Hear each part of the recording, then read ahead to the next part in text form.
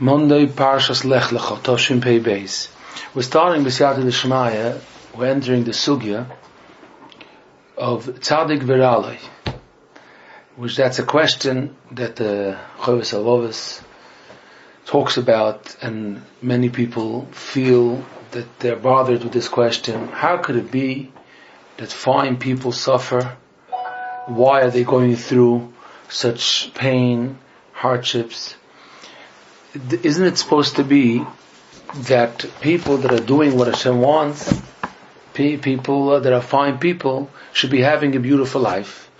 And this question has the opposite. The other part of the question is Rosh V'Toivloi. People that are doing what they're not supposed to, and it's pretty obvious sometimes, and they're having a good time. And it seems to be that everything is going for them.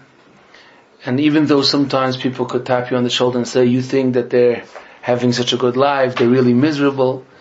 It's true in some of the cases, but in some of the cases it seems to be that right now, they're really, everything is going for them, everything's going their way.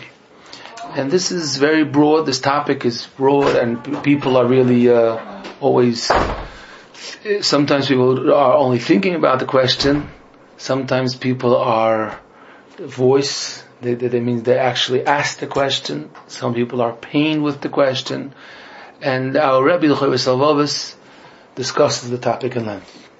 In Pirkei Avos, when it says "Ein lanu shavas shayim after Misurat Tzadikim," doesn't that just end the conversation? Ein lanu. So one way of referring to this question is, we can understand, we won't understand. Our minds are limited. And it's impossible for us to really understand Cheshbonos Shemayim, and that's it. Now, of course, the Chovis Alvovis also mentions that as because if you want to understand Darkei Hashem, the ways of Hashem, we always have to know that we're limited. So, but really, the question is because the Chovis Alvovis takes the parsha of Ahoyim Shemaya that we say every day, that the Pasuk says, if you're going to do mitzvahs, you're going to have parnosa, you're not going to be having all these hardships and tircha. If you're not doing good, you're going to do aveira, then you're going to be having, everything's going to be hard, everything gets complicated and stuck in life.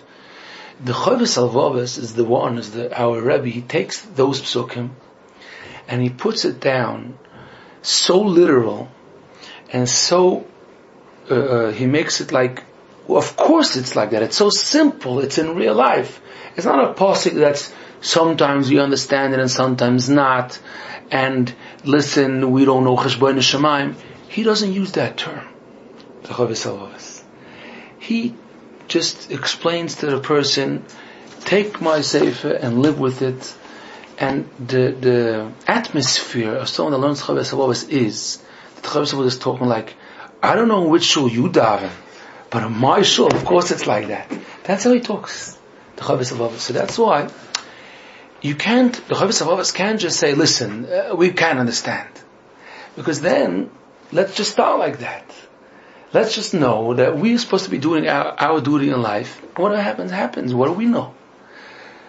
But why does the Chovis Alvovis stress, no, don't live your life like that. Live your life knowing every single day, in the morning and at night, constantly review that pasuk in the Torah that you'll be doing good, you'll have a good life. If you're not, then you're going to be having things that are not going to be going your way. So the question is, because the Chovis Alvovis made it so literal, but really, if we think into it a drop, it's not the Chovis Alvovis' fault. Because if the mitzvah is to say Kriya Shema every single day, in the morning and the evening, and what do we say in the second part of Krishma, all about this, there can't be that we don't really understand that, and it's not really meant for us, and we can never ask questions. Because if that's the case, so let's say every morning, Tomim Tiyem Hashem Elokecha, which is also part of the Torah, juicy pasuk in the Torah. Al Tarka Acha Asidis, have emunah, Hashem knows what He's doing, and of course we believe that. Of course we know Hashem knows what He's doing and everything has a cheshbon, but it seems to contradict. What am I supposed to be having in my mind? Like, you just tell me, do you want me to be reviewing this part of the Torah or that part of the Torah? What's more important for me? And of course, how does it go together? How does these two thoughts go together, that a person's supposed to always remember, I have no idea what's going on, and the other part of the Torah where Hashem tells you, you could know what's going on. I want you to know what's going on, because it's important for you to know, you need parnasa, you have all your needs, don't worry, you just do whatever Hashem tells you in the Torah to do, and things will be fine. It's really a topic that's not so clear. Sometimes it seems to contradict. But before we dive into the depth and the answers that the Chavis Alovas gives, it's very important to have one share discussing the topic, that many times when people ask the question and they're paying and they say, look, there's a guy in my shul and he's really, really a choshev a person, and look at him. So many things that are happening to him, and he really doesn't deserve it. I mean, people always add, I don't want to talk, of course, I believe, but then they say what they really feel. They believe, but it's hard for them, because how could it be? Shouldn't it be that those people should be taken care of on the best of the best? That's what it says in the Torah. And of course, the opposite, people that they say in my shul, the guys that are standing outside and talking by davening, for some reason we're not collecting for them. They're doing fine. Why? Why is it like that? So, like I mentioned, many people that ask the question, it's not even a question. It doesn't deserve an answer. There's no need to even comment. There's no need even to comment when these people mention this topic. Why is that? So, let's go back a bit. The Shlomo HaMelech in Mishlei Perek Chavov Posek Daled says, Al tan ksil ki ivaltoi. Don't answer a fool. Ki ivaltoi means he's asking foolish, so don't now have this conversation with him. Don't go into conversation with him. Don't answer back. Pentish v'le gam ata, because you're just going to be going down to his level. Don't go down to his level. Now, people are more familiar with the pasuk Anek Silki Valte, which is one pasuk after this pasuk. That sometimes it is the right thing to answer a foolish question, but the Mefarshim, Rashi, and all the Mefarshim explain when you are supposed to answer, when you're not supposed to answer. But we're focusing on pasuk Dalet, when you're not supposed to answer. When aren't you supposed to answer a foolish question? So Shlomo HaMelech says, when you're just going to be ruining it for yourself and maybe for others, you're going to be going down to his level. It's not going to be good. The Malbim on that pasuk explains, and we all know this, we see it, it's sometimes painful, but we know how true it is, that a lot of times people are asking questions not because they're so curious to know the answer. It's just because they have their temptations. They're being pulled so badly to do certain things, and they just laughing. They're asking you the question in a certain way, just to be matzdik themselves to. Yeah, they're not asking; they're answering. They don't want an answer. I had a mashgiach. I remember I was young, so it took me time to chap, and he used to come over and he used to ask me questions. What do you see pshat in this Gemara? What do you see pshat in this Rashi? And I was foolish enough to try to answer.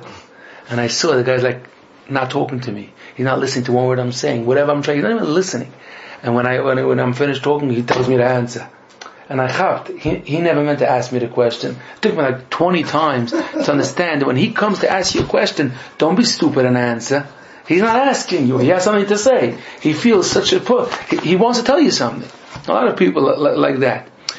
So when a foolish person is now, he's so in his situation that he needs to eat whatever he's eating or do whatever he's doing because he's already addicted or whatever, some level of addiction, and now he has no choice. He feels he has no way how to let's say, answer his guilt, or how to comfort himself just by telling you, but this guy, but that guy, but it doesn't make any sense what you're saying anyways. So there's no conversation to be held, because the Malbim continues on, because if that person is not now in a state that he could listen, so what's going to happen is that because of the conversation you have with him, you're going to start doubting the truth. And people around you watching this conversation are going to start doubting the truth. So rather don't have the conversation, because it's not really a question. It's just a foolish way of saying whatever he's saying, but it wasn't a question to begin with. Now, it's a broad topic. This idea. We could explain it with a mashal. When we were in yeshiva, and there's a Rebbe teaching the Gemara, and there's a boy asking a question. After 45 minutes of shir, the boy he asked a question. Now the Rebbe feels that it wasn't appropriate, the question, and he feels it doesn't deserve an answer. Now there's a few levels why I'm saying in a case that the Malachia is right.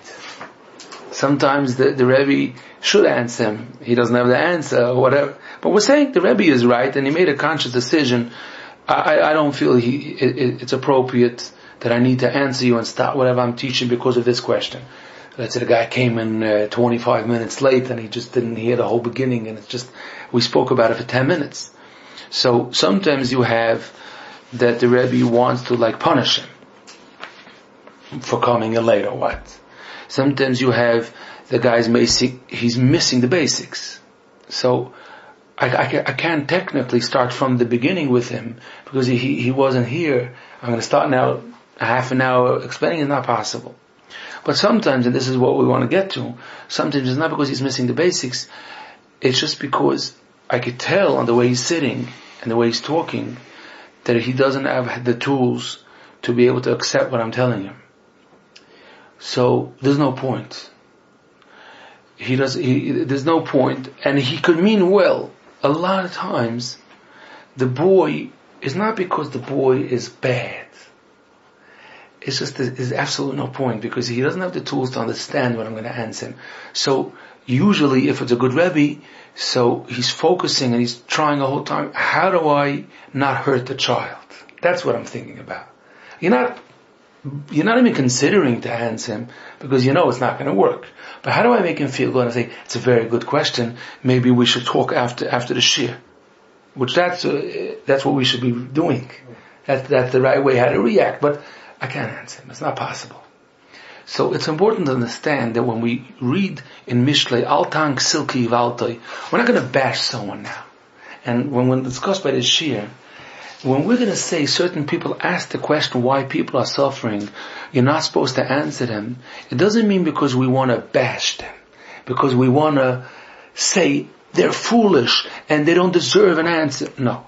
There's a category of people that they ask the question, they're not bad and they don't deserve to be punished.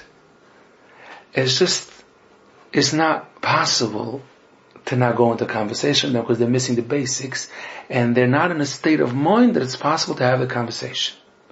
And it's two different categories of people.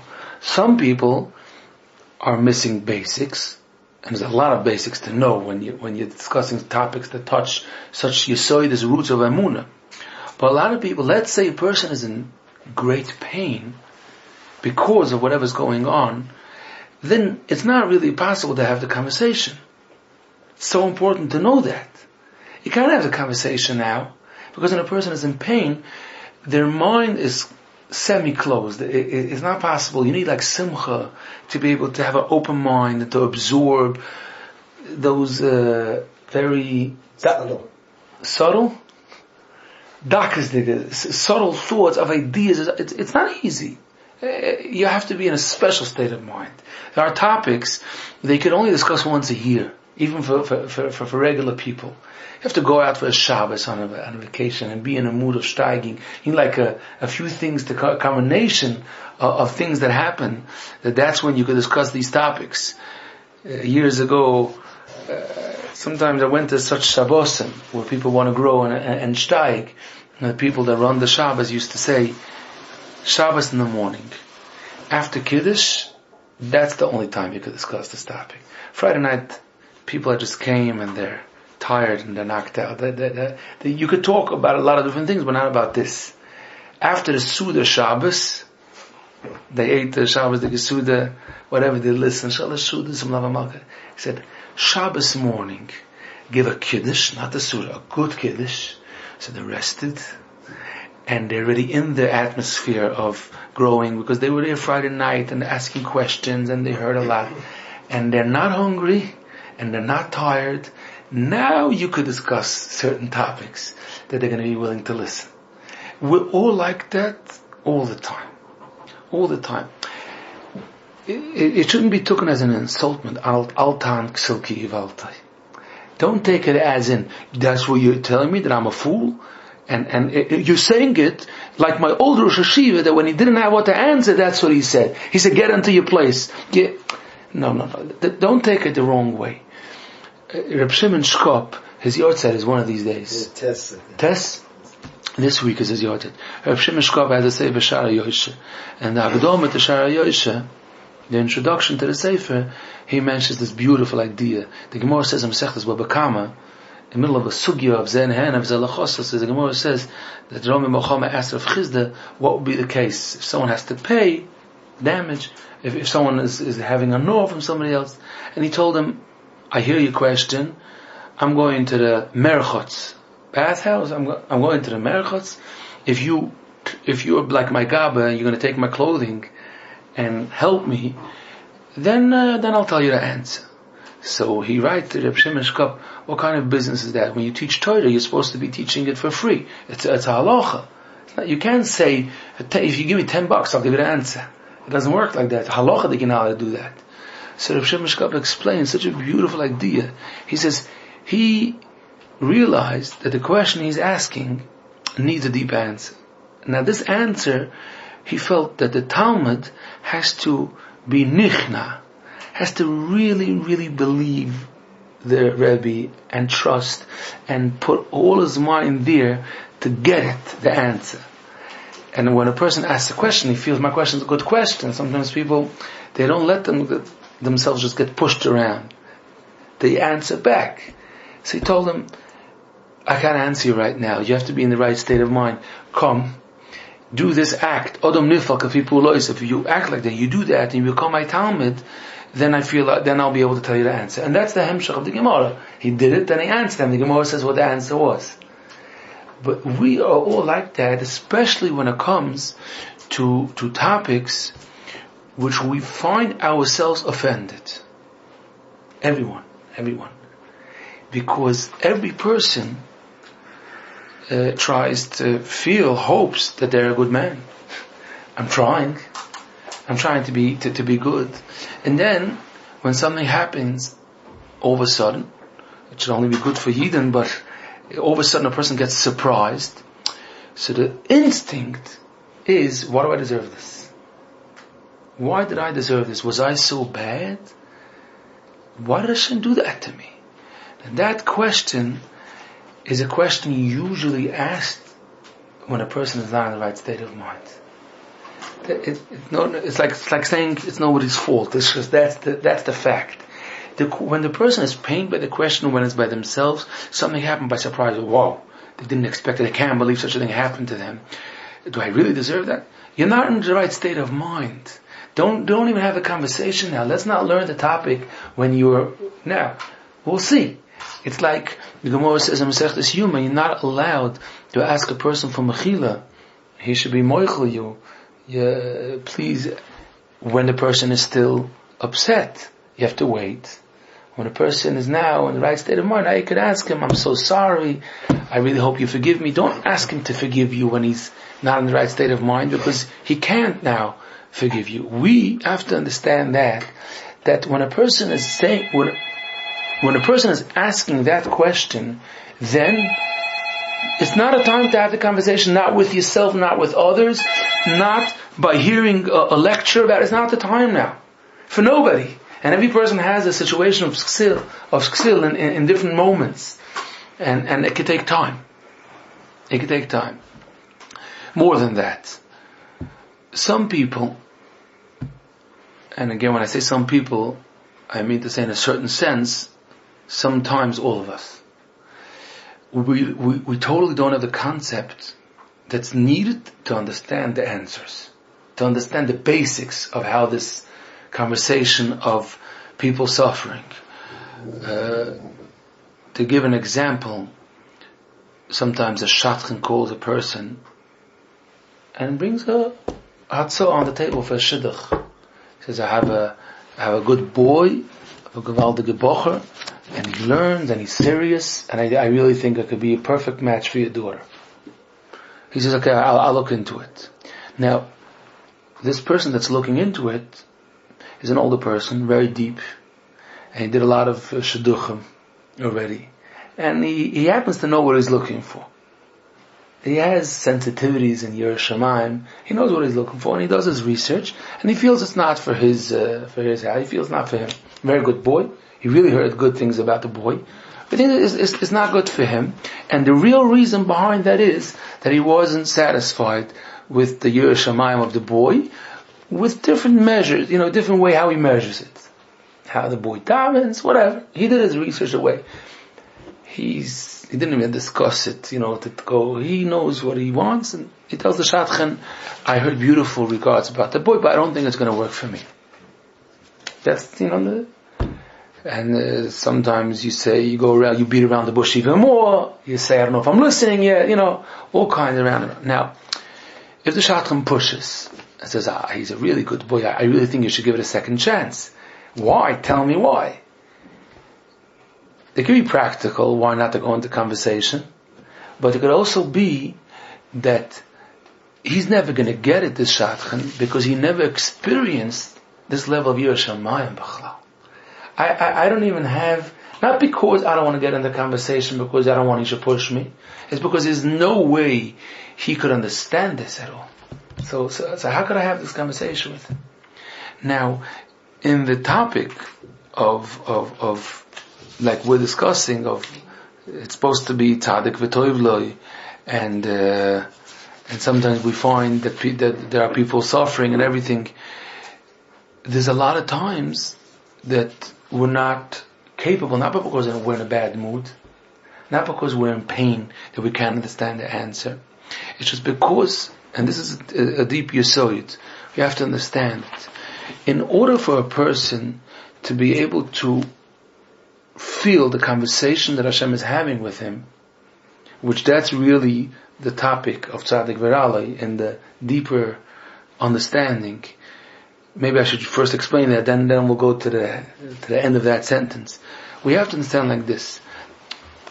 It's not that Hashem is giving us reward and punishment. It's Hashem is having the conversation, so a person should be knowing what's happening with them. When it's like a result. When we used to play hot and cold, so a person goes closer, say, okay, it's getting warm, it's hot, it's boiling, you're getting it. So a person has a certain sensitivity, he knows, he's feeling in which direction he's going. The Torah is telling a person, you should know when you do mitzvahs, if you're doing it right, you might be doing it wrong, and there's a feeling for that. But if you're doing it right, you're going to be knowing it. It's going to feel good, it's going to smell good, things are going to be going good. And you're going to know that this is because you're closer to Hashem. And when a person's closer to Hashem, he feels toiv. You're going to be feeling toiv. And if you're going to be going wrong, so even if you're doing Torah and mitzvahs, but let's say you're learning a nafra, you're not doing the learning the way you're supposed to, or maybe because you're having very bad midas and you're not realizing, you'll know about it. That's like a deeper understanding in what Hashem is telling us, that you're an olam hazeh, not an schar and olam habo. No, you'll know about it. If you're like totally wrong with your midas, and you'll know. Like Hashem created the sense of smell. So we should be able to know something is burning. We should know if there's milk that's not good anymore. We should know it's not good. You're going to be like in the right situation, that you like bottled to Hashem, you really trust Him, and you do everything that happens to you like, Hashem did it, it must be good to me. you'll know that you're doing the right thing. You'll know, because you're going to feel it all around. That's the first kapitel in Tehillim, that a person that's B'teres Hashem Cheftzoi. So how's the pasuk say? You're going to be K'eit shosel al pal gemayim ashapir yitim b'itim v'chol asher yaseh yitzliach. That means the feeling you're going to have. I can't tell you how much money you're going to have in your bank account, because Hashem is saying, I don't know. Not Hashem doesn't know. I mean, that's not the point. How much money you're going to have in a bank account, or around and around. If you're going to have in your own apartment, you're going to be renting, or you're going to have this dream of having a nice car. No, I'm not telling you that. All I'm telling you is the feeling. You're going to be feeling like it's amazing. That's going to be like, if you think it's so exciting to be close to Hashem, you're going to feel like you're successful in something. It doesn't have to be successful in money. You're going to feel that you're being successful. You're going to feel like things are growing. You're growing. You're going to feel yourself growing. You're going to feel like you're next to the water and you're just drinking. If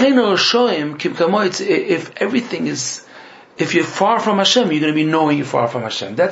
So it's a conversation that Hashem is having with the person. Now, just let me finish the sentence, and I'm waiting for the question. Now, if a person never developed the sensitivity to have the beginning of the conversation, then it's very, very hard for them to understand the language. When a person is deep in the middle of a conversation with a person even, and all of a sudden the person says something out of left field, if the person is very smart, you write a note. I guess I had to know that. I guess he meant something. Maybe later on I understand, but it's part of this conversation. If the person is also a tzaddik, so you have a moon, one day I'm going to know what that meant. But it must have been part of this conversation. When a person has this conversation with Hashem, it means they're going with Hashem, and they felt they wanted to do something and everything went wrong. And they stepped back, not because they were sure that they're not allowed to do it, just they weren't sure anymore that yes, because they felt maybe Hashem is sending them a sign.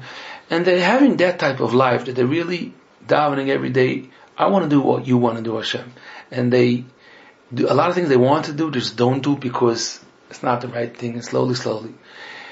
Sometimes, what happens is that when they get a bang, they don't yet understand what the bang is, but they're sure, they chap, that this is part of the thing. I don't know yet what this means, but it's most probably in 2 months from now I'm going to be saying that was my best day, even though it was my worst day. They don't ask the question and answer, even though it was painful. They got a slap across the face. But sometimes they know right away. But that's not all the time at all. Sometimes, like a person told me, I saw in that person, that person told me, we're in the field of droshes, of things. Sometimes you meet and people convey, they share their successful moments and the opposites. So this guy tells me that his schwachste lecture that he gave in his whole life, was when he was once sitting at a oivenon. He was on a head table. And it was a very, very big godel that came in, and he was going to speak next. And he saw a photographer. I'm just saying the way he said it. He saw a photographer coming in for that godel, and he knew that those pictures are going to go out.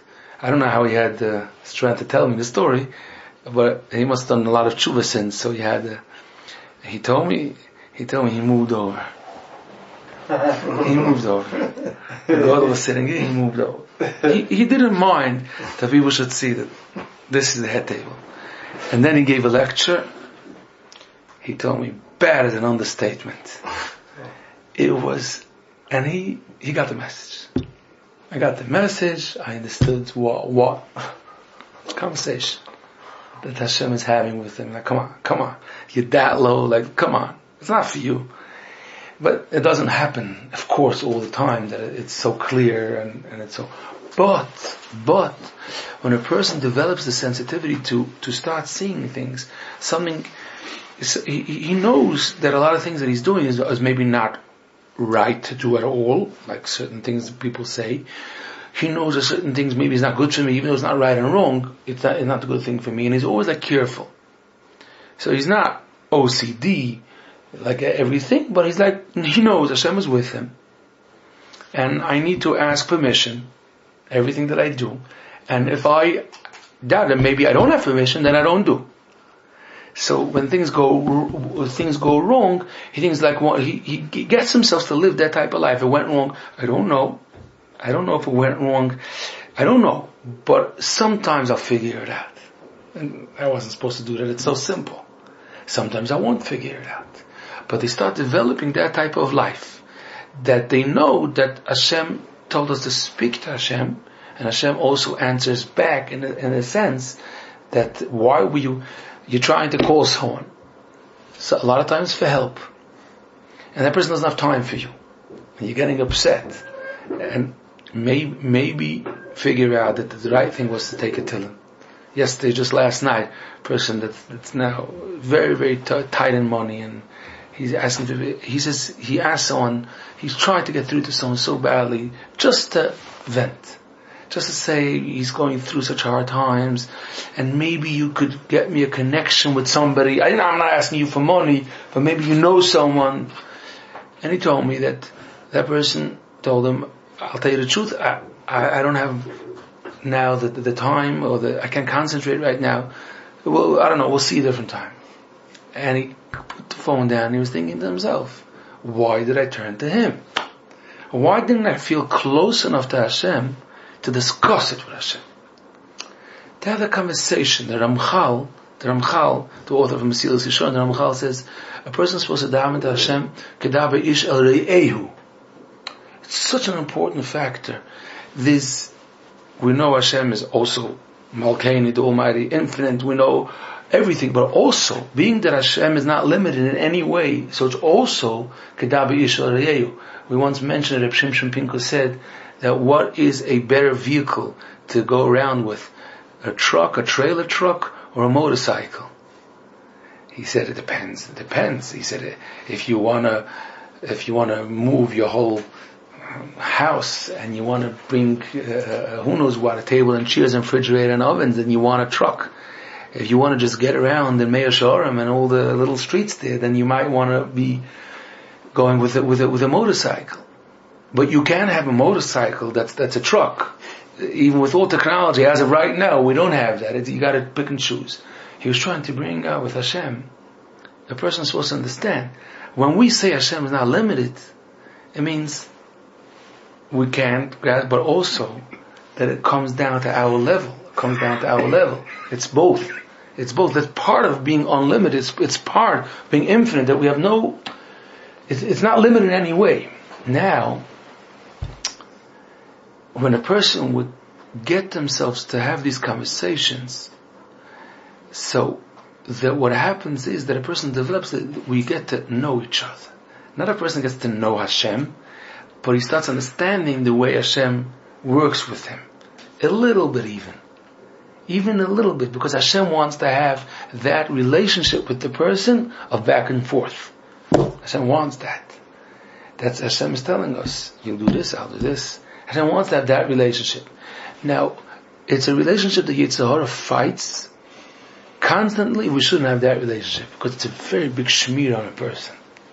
A person talks to Hashem, and because a person feels uncomfortable to do the wrong thing, because if that's the type of relationship that I have with Hashem, it's an amazing thing, because every person and every matzav could start from this minute to sometimes throughout the day to try it. It's an amazing experience. Now, I heard from a person, he told me like this: whenever I take a new person into my, he has a store, I have a new worker, I tell them before that, listen, we got to get to know each other. So in the beginning, we might have misunderstandings. So it's fine. We're at the beginning of it. Let's be open. So it's nothing happens if we have in the beginning some misunderstandings, but we'll get to know each other, and then within a month or two, we'll know more on what not to step, where not to go, and what are your times, and what are that's a healthy person when it comes to relationships. With Hashem, it's not different. When a person only refers to Hashem as Hashem, the Almighty, Hashem, then they didn't open up a back and forth. They should understand what's happening in their life. They should understand when a coffee spills, maybe you should think. Think. I didn't tell you I know Ruach HaKodesh. Maybe you should think. The person told me the other day that before Yom Tov Sukkos, someone came down to the house and gave them a piece of meat. Tzedakah, Maisa, Zach, a huge piece of meat. Now, it's a good hechsher. That person usually doesn't eat that hechsher, but really a good hechsher. Sure. So they put it up before I was the area. They put it up. The thing burnt to crisp. There's nothing left. The wife took the whole thing and dumped it into the garbage. The whole thing with the onions and the whole thing. It just dried out and cooked and nothing happened. So he told me that he was thinking. He doesn't know, but I guess I wasn't supposed to eat that piece of meat. Now, it doesn't make a difference because he didn't eat it. He couldn't eat it anyways. He didn't make like a major decision to throw it out. He had to throw it out. But I'm talking about that he put thought to it. Maybe I wasn't supposed to eat that piece of meat. That's it. But when it happens again and again, then Hashem starts, you got to know me? Then I could be more open with you. Then I could, if you get V'dai L'Chakim B'Remiza, if you get a message, if not, then you're never going to understand me. In relationship, we got to get to know each other, as in what I mean when I do this and this, and what could be the reason why you tried so hard and you failed. You might get to know. A lot of times, I'm getting back. I hope you still remember the question. I get it. A lot of times, when a person's asking the question, they didn't develop the relationship with Hashem to understand the conversations Hashem is having with the person, which the suffering and pain, sometimes, quote unquote, sometimes the suffering that they're going through is a conversation. And definitely, it's more negeya when it's the small things in a person's life. When it's the small things. When a person has something that's going for the last 50 years, then we need another shir. No, because the topic it has a lot of parts. But when a person gets so surprised that something happened, and this happened, that happened, and every single person that happened, if a person is in the right right state of mind, sometimes they won't even ask the question. They totally won't ask the question. I'm going to apologize for this question before. It's just, and it's probably the shell of the Ksil. Yesterday was the Yotzei of the Pius Setzner. Yeah. It was, what do we know? A Malach and this, and he ended in the concentration camps. And I can't know his relationship with HaKadosh Baruch Hu, what was, but he can even say that HaKadosh Baruch Hu was showing him that he wasn't going in the right way, that he wasn't...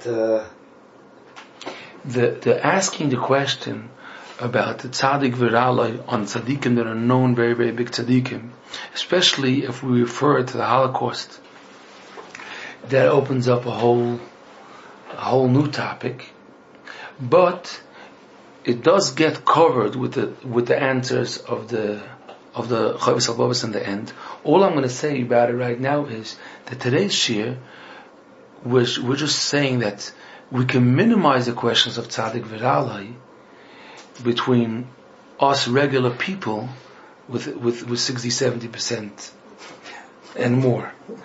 We're not talking about the biggest tzaddikim generation and they got killed in the Holocaust. Leave that for the hemshech. Let's learn Chavis Al-Babas in the end. But in the beginning, when people are upset, why do I deserve this? Why does he deserve that? All kinds of the regular people and the regular things that are happening. The topic of this shir is, don't put these things in to the topic of tzaddik v'ralai, please. Most of the times, it's not tzaddik, and it's not ra, and it's not loy. That's really why are you saying it's at all a question? Like, who told you that he was a tzaddik? Why are you saying that? And why are you saying that what happened to him was bad? And who said you understood what happened? So let's not think that any Tom, Dick, and Harry, every guy that just decides to raise their hand and say, "Hey, I have a question. Why does Hashem do this and that?" That's not the topic of. That's not the topic of Tzaddik V'Ra'alei. That's the idea of today's shir. Then we could enter the sugya of Tzaddik V'Ra'alei.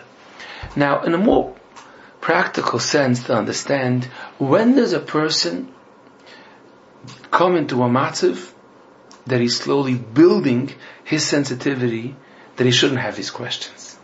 So one factor we said, by observing things that happen to you and try to see, maybe I understand why it happened. That's one very clear direction. That means that I once mentioned the story, I'll mention it again because it comes into the shir so stark. This young man told me the story, watched it live. I asked him again to tell me the story, just to hear it again, because it's such a good story. He deals with boys that are at risk, we call them boys that are not being Mekayim Torah mitzvahs exactly the way they're supposed to, and they're struggling teens. And chazik them and taking them, and slowly, the Eibusha helps. A lot of them takes a few years, but they come back around. Now they're a group of boys. So there's a certain standard that, you laugh around and you joke and but there's a certain standard what people don't do in public, they don't do. So there was a boy, it's a yeshiva, it's called a yeshiva. So this boy was doing something like that nobody did in front of everybody. They passed the McDonald's and he walked in, bought himself a sandwich with everything packed with all treif and zachen in front of all the boys, and he walked out. He walked out of the store, and all the kids are watching him. All the kids are watching him. It's a huge sandwich all the way, and everybody's like, and he takes his first step out of the. He takes his first step out of the store, and he slips. You can help him. He slips, and he goes head down, butter side down, like we say. McDonald's could be butter too. And not only he slips with face down, just the sandwich that he had goes straight down, opens up all over like that. And all the kids are watching this. And that kid, instinct, got up and said, "Okay, I got it." And he didn't buy one. He didn't buy one. Now, why in such a case doesn't anybody ask questions? Because what do you want to ask? Like, what's the question to ask right now? It's like stupid to ask any questions. Because you don't have to have sensitivity. You don't have to develop a feeling to understand that there was no question to begin with. Now, Hashem didn't punish him that he got into a car accident. It was just a conversation. It was very, very simple. Now, we need to understand that in our lives, a lot of things that are happening, especially those small things, even if we're very, very upset, even if it's sometimes embarrassing, and sometimes it's something we wanted so badly, and we put in so much effort and the whole thing flopped. It could have been so simple. Why do I deserve this? I put in so much effort, and I davened today, and I did. You asked the question? Okay, sit down. I give you 15 minutes. I'll give you multiple choice. Let's see if you figure it out. You might figure it out. Now, when a person starts living like that, what happens is that a lot of these questions he doesn't ask, and then when he sees a guy in the shul going through a house, he doesn't have any questions. Even if the guy's still going through very hard to be, especially when people get older and they remember what happened 30 years ago. They remember what happened. We had mentioned the story. It's already over 2 years since we mentioned it by the English Yudim in Yeshiva. And I'm going to mention it again. How simple it is. And it brings out the point so strong. We have in the Shule Rabbi Goldaber, so sein gesund und stark. Rabbi Yisrael Goldaber. Rabbi Yisrael Goldaber learned in Lakewood. Learned by Rabbi Arn. Learned by Rabbi Arn Kotler. Rabbi Arn learning. Now, I heard the story from Yisrael Goldaber more than once. He lived the story. What happened was that in Lakewood with him learned Rev Rosenblum. The Rosh Hashiva of Shara Yoshe Zechon Levrocha passed away a couple of years ago on Hachon Shel Pesach. Rav Yosef Rosenblum, Tzaddik, Rosh Hashiva, Erlich Hayid. Now, Rav Yosef Rosenblum came, family was poor. He wasn't the type of guy that was very, he was like a Pashta Bocha. He was simple, poor. And he was an older Bocha, he was like 25 already. And he wasn't engaged. And it was a guy that was like a fluffy type of guy that likes to make a matzah. And he decided one nice day to give out a shmua, to give out a rumor that the Bocha Yosef got engaged. Just like that. Didn't think what he's doing. And Rabbi Goldberg told me he was watching how people went over to Rav Rosenblum, and he was like this Pashta Bocha, a little bit, family. And he was such an older Bocha, and people were going, Mazel Tov, you got engaged. He said, I didn't get engaged, I don't know what you're talking about. It was so embarrassing, it was so... And that's what happened. He says, a few months passed, and that kid did a shidduch, a knackadige shidduch. It was a shidduch overseas, choshev a family, and it was like, wow, a wow shidduch he did. And everybody was up with the news. A few months later, the other side dropped the shidduch, and he was sitting in the Besmedish, and he was continuing to be there, and people went over to him. Oh, so when's the chasana? We're waiting for the chasana, and he had to tell them, he had to break the news. There's no chasana, there's no shidduch. He says, I'm sitting at that bench watching A, B, seeing part A, and now we're going to the next scene of the story. And this is a chesed that Hashem did to that boy, that he should have a kapara, and he shouldn't have to suffer in the next world. Now, these are like the bold stories, like the stories that simple. But this is what we're trying to say about the shir, the number one, that if you develop a sensitivity to this, then it's going to be in your private life constantly, so constantly, a whole day. Mamash, a whole day. I wasn't supposed to say that. I was careless. And then you get the message, and then you don't have the question. Now, why would I think that the guy in shul doesn't have the same experience like me? That's the next part. If I think that, I think it's very simple. It's very simple. A person says he hurt his hand. He has a cast on his hand. He doesn't have any questions. Because he has like this relationship with Hashem for the past 2.5 years. He knows why he hurt his hand. And even if he doesn't have the question, because that's like the Heskim. Terms of agreement. He has with Hashem his system that he knows already, that we made up. Sometimes I understand, and even when I don't, just continue doing it. Mm-hmm. He's confident. He knows. He trusts. So he's walking around in a world that he's not in the dark. He's not like, we don't understand anything. We can't understand anything. He understands. And if you understand 80%, then the other 20%, you don't feel like it's crazy. You don't feel like that. Imagine a person learns Gemara, and he understands what's happening. Kasha, the teretz, the reason behind things. Beautiful how everything is so in harmony. Everything fits. It's just so beautiful. And he learns another day and another day and another day, and boom. Wednesday afternoon he has an answer. One of the answers of Tosis he doesn't understand. So what's his feeling about Gemara? What's his feeling? His feeling is that it's great. And but you didn't understand that. So far, I didn't understand that. He doesn't have a kasha, as in this is a crazy Gemara. Who gave me this Gemara? Why give me such things? He doesn't have that. It's so simple. It's so beautiful. A person's life, he says Krishma. We say Krishma at night, and Hashem tells you, don't be the boy that never learned how to learn Gemara. Don't be that kid. Because then you're going to be feeling about life that, I don't know, I guess we're supposed to be saying this. People on Yom Kippur, they're like looking into the other machzor and slichas, are supposed to like do the next page and no idea what's happening yesterday, today, tomorrow, nothing. I have no idea, but I'm just here on the ride. Then what happens is you get frustrated and you get fed up and then you go home early.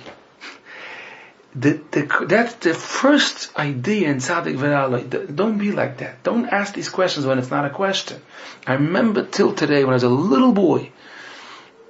I had it when I was a little boy once, but then now I remember when I was a bocher, it was more in my mind. It was open up the question: how does the Rebbe know the answers? How did he think? The boys are asking this guy. 10 boys raised their hand after the shir. How does he know all the answers? Well, you get older. You know that if you understand the Gemara, you don't have to know the questions. You understand it, so you just don't have the questions. So you realize, oh, that kid's missing this piece of information. That kid's missing that piece of information. It's not a matter of knowing all the answers. It's not like a quiz that you study and you try to memorize answers. You're just there. You're just there. Things are just working out. That's the first step in not having questions. And it's amazing that when you dive into this slowly, it could help on most mamash, on a lot. And then we have to continue on to see how this topic of Tzaddik V'Ra'aloi continues on with all the answers the Chavis always gives to it.